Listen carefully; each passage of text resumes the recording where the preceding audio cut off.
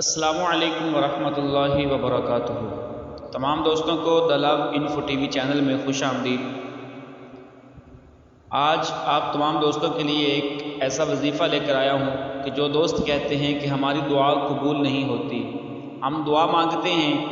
نماز کے بعد دعا مانگتے ہیں، بعد میں بھی دعائیں مانگتے ہیں، لیکن ہماری دعا قبول کیوں نہیں ہوتی؟ تو ایسے دوستوں کے لیے میں ایک بہت ہی اچھا وظیفہ لے کر آیا ہوں، توجہ سے سماعت فرمائیے گا۔ حضرت علی رضی اللہ تعالی عنہ سے مروی ہے، آپ فرماتے ہیں کہ جس شخص نے بھی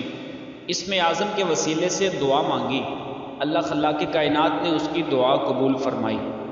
اس فرمان کے تحت ایک بات میں بھی عرض کرتا چلوں گا، ایک وجہ یہ بھی ہے جو ہماری دعا قبول نہیں ہوتی۔ ہم دعا مانگتے ہیں، ہمارے ہاتھ اٹھے ہوتے ہیں، دعا کے لیے ہاتھ اٹھا کے ہم اللہ تعالیٰ سے کچھ مانگ رہے ہوتے ہیں، لیکن ہماری توجہ، ہمارے خیالات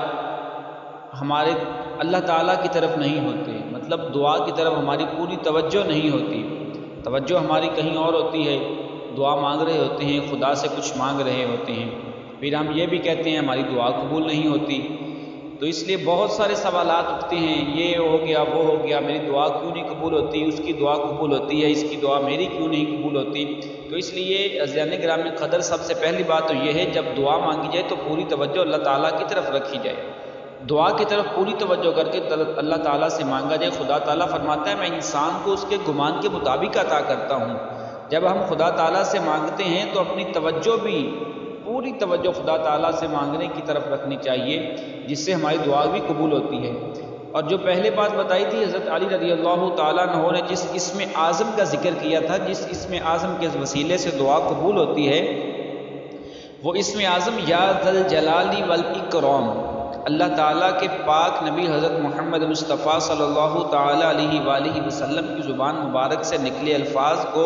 سیدنا علی المرتضیٰ کرم اللہ تعالی وجہہ الکریم نے اس ذریعے سے بیان فرمائے کہ اس وسیلے سے انسان دعا مانگے اسم اعظم کے، اس نام کے وسیلے سے، تو اللہ تعالیٰ اس کی ہر جائز حاجات کو پورا فرما دے گا۔